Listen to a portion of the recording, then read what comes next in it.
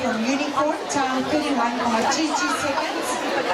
En die tweede plek, het is de Ethan Anderson van Chris School, tijd 28,88 secondes. En dan in